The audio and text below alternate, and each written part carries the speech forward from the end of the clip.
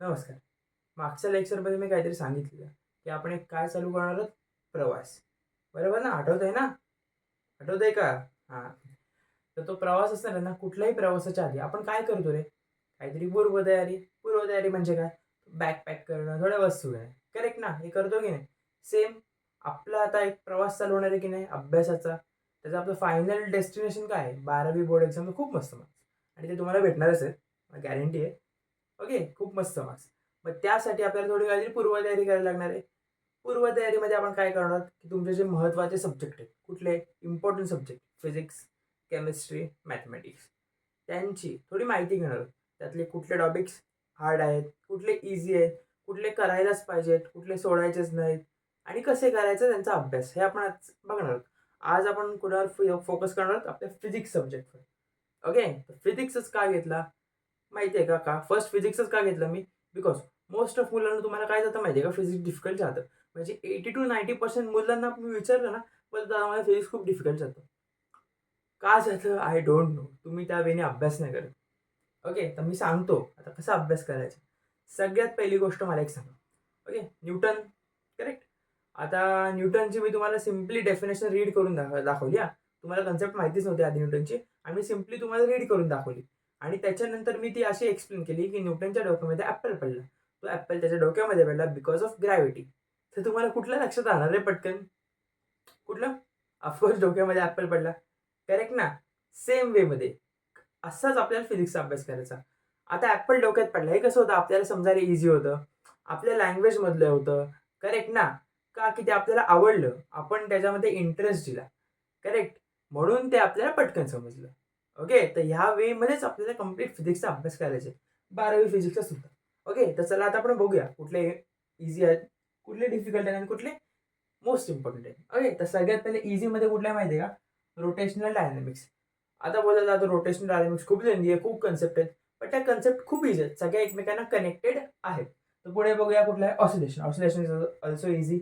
नंतर कुठला आहे करंट इलेक्ट्रिसिटी, नंतर मॅग्नेटिक मटेरियल, नंतर आहे dual nature of radiation and matter, नंतर सेमीकंडक्टर डिव्हाइसेस. हे तुमचे टॉपिक्स आहेत ना 6 टॉपिक हे खूप ईझी आहेत. हे पटापट, पटापट कव्हर होणार आहेत. ओके. समजतंय ना? आता पुढे इथे लिहिलंय काय मी हार्ड चॅप्टर. हार्ड चॅप्टरमध्ये असं नाही की ते खूप हार्ड असणार आहे. एखाद दुसरी कन्सेप्ट असते ना, की थोडीशी ब्रॉड असते आणि थोडी समजायला कठीण जाते. ओके. तर मी तुम्हाला ईझीमध्ये समजवेनच. बट लक्ष द्या आता. त्यात कुठला आहे पहिला मेकॅनिकल प्रॉपर्टीज ऑफ फ्लुइड्स, नंतर आहे थर्मोडायनामिक्स, नंतर आहे वेव्ह ऑप्टिक्स, नंतर आहे इलेक्ट्रोमॅग्नेटिक इंडक्शन, नंतर आहे इलेक्ट्रोस्टॅटिक्स, नंतर आहे एसी सर्किट्स आणि नंतर आहे स्ट्रक्चर ऑफ ॲटम्स. आता हे झाले आपले इझी चॅप्टर आणि हे झाले हार्ड चॅप्टर. ओके. तुम्ही बोलाल दादा इथं खूप टॉपिक दिसत आहेत, आम्ही कसं कव्हर करायचं, काय करायचं? काही टेन्शन घ्यायचं नाही. होणार आहे तुमचं. ओके. का? तुमच्याकडे किती फेब्रुवारीला एक्झाम आहे. आपल्याकडे आहे टाईम. आपल्याला फक्त हार्ड वर्क नाही करायचं. आपल्याला स्मार्ट वर्क करायचं आहे आणि हेच तुमचं स्मार्ट वर्क आहे. सांगतो पुढे बघा आता. इथे मी काय लिहिलेलं आहे? Most important chapters. आता मोस्ट इम्पोर्टंट चॅप्टर्स म्हणजे काय?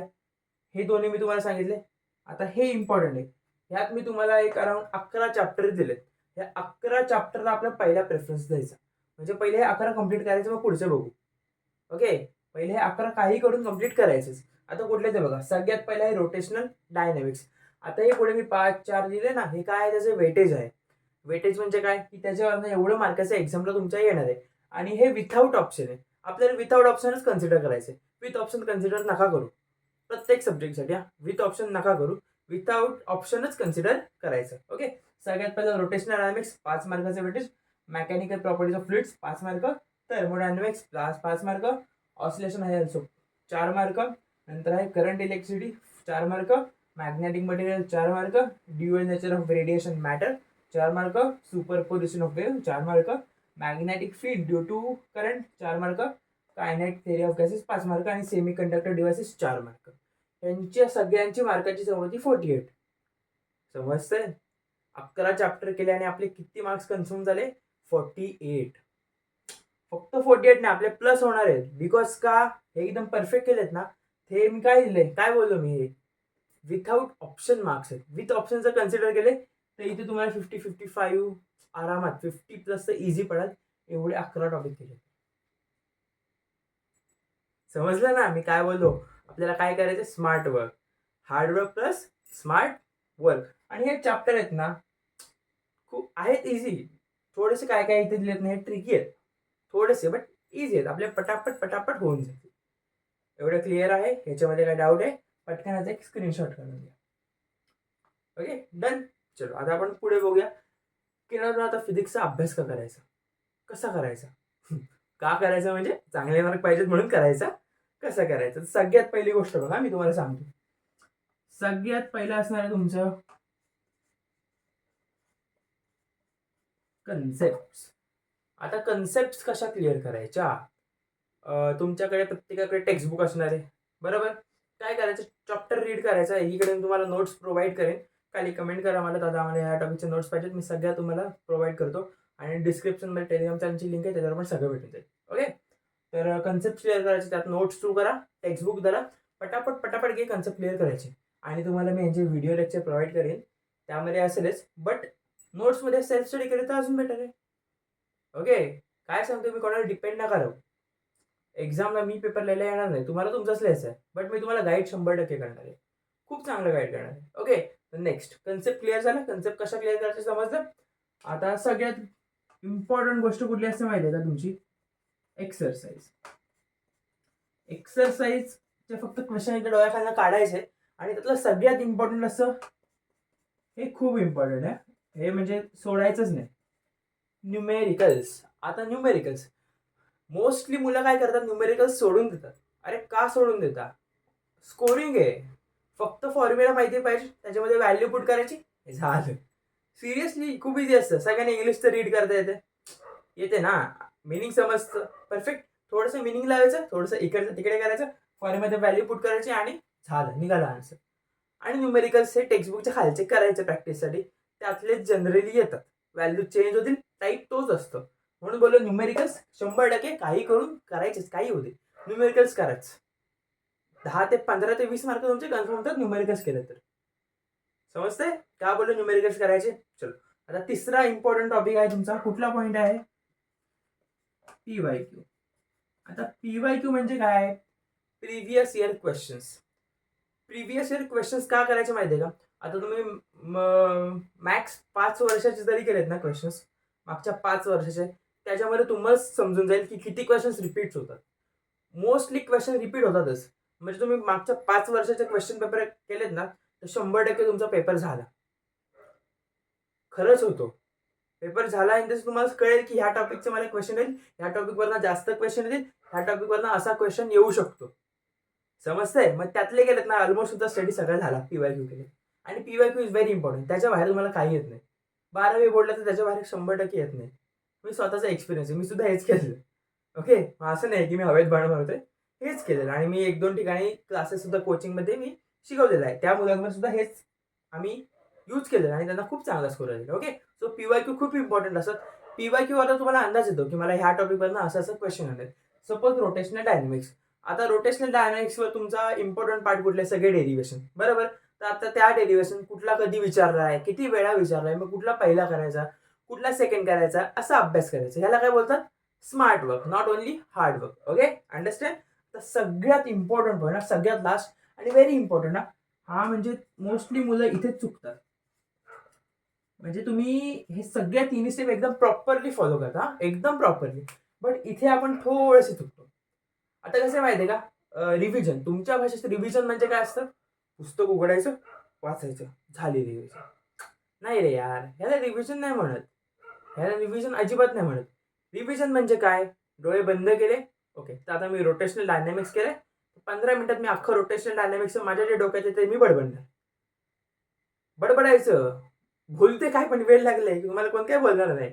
आपण आपल्यासाठी करतोय ना, मार्क्स कोणाला पाहिजेत, आपल्याला पाहिजेत की नाही, बरोबर. तुम्ही तुमच्या रूम मध्ये बसायचे, डोळे बंद करायचे, आज मी रोटेशनल डायनॅमिक्स केला, डोळे बंद करणं, बोलणार चल आज रोटेशनल डायनॅमिक्स शिकलो, युनिफॉर्म सर्क्युलर मोशन, मग त्याच्यामध्ये असं असतं, ओके, असं असं झालं, समजलं मला. ह्या वेमध्ये रिव्हिजन करायची.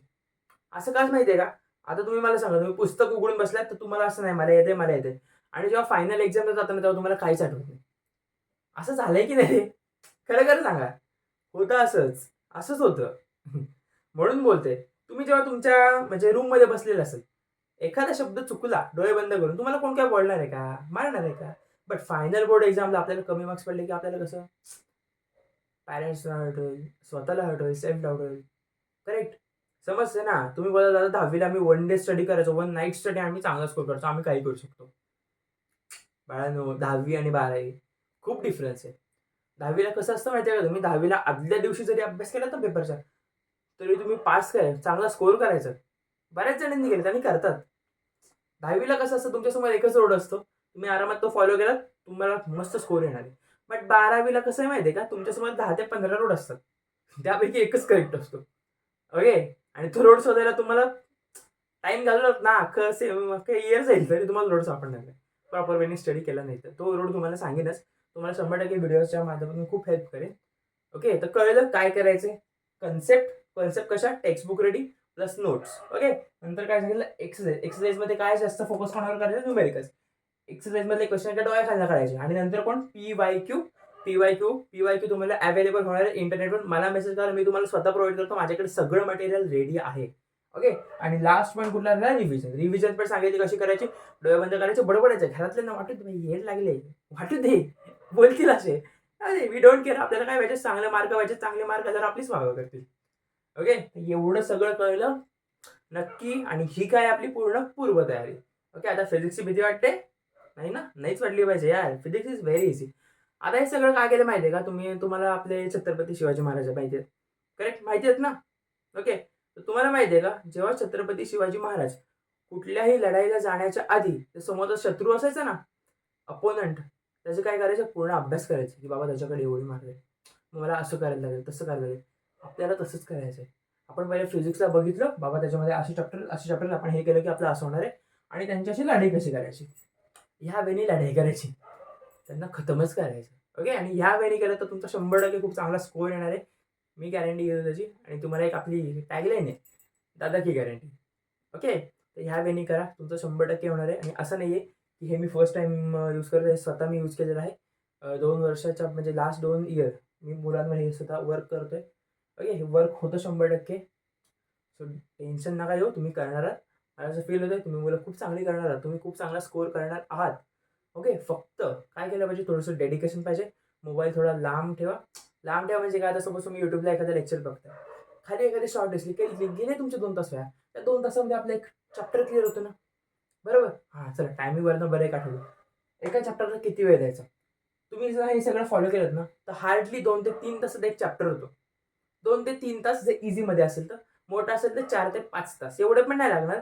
2 दिवसामध्ये कव्हर करायचं. पहिल्या दिवशी सगळ्या कन्सेप्ट आणि न्यूमेरिकल्स, सेकंड डेला पीवायक्यू आणि रिव्हिजन. 2 दिवसामध्ये अख्खा चॅप्टर डन, खतम. ओके. तर सगळं क्लिअर आहे. काही डाऊट असेल तर मला कमेंट करा. चलो, ह्याचा स्क्रीनशॉट काढून घेतला असेल. आता स्क्रीनशॉट काढून फक्त मोबाईलमध्ये ठेवायचा नाही, हां, नोटबुकमध्ये लिहून घ्यायचे. समजतंय का? नाही स्क्रीनशॉट काढले, राहिलं पडून, खतम. या वेळी स्टडी नकोय. तुम्हाला स्कोर पाहिजे, चांगले मार्क्स येणार. आपल्याकडे अजूनही टाईम आहे. फेब्रुवारीमध्ये एक्झाम आहे. We can cover, we can do it. Okay. समजलं. मी बघतो यांचे तुम्हाला लेक्चर्स प्रोव्हाइड करीनच या इम्पॉर्टंट टॉपिक्सचे. All the best. तुम्ही करणार. ओके. Thank you.